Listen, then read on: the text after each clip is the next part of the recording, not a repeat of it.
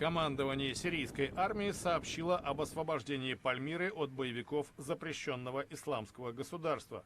Правительственные войска и их союзники при поддержке военно-космических сил России вошли в древний город.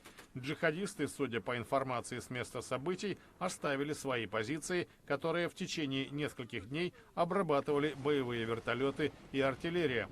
В четверг об окончании операции по взятию Пальмиры доложил президенту России Владимиру Путину министр обороны Сергей Шойгу. Такую информацию обнародовал пресс-секретарь главы государства. Ранее сирийское информационное агентство САНА сообщило, что силы президента Башара Асада и их союзники вошли в историческую часть города, внесенную в список всемирного наследия ЮНЕСКО.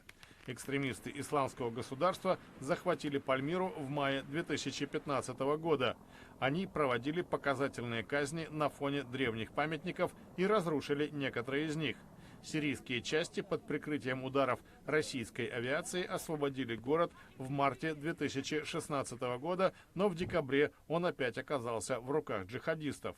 Они снова подвергли разрушениям сооружения античных архитекторов. В начале февраля Минобороны России обнародовало видео, на котором был зафиксирован ущерб, нанесенный объектам всемирного наследия. Оборона исламистов начала разваливаться в воскресенье. Ко вторнику правительственные силы вышли на окраины Пальмиры.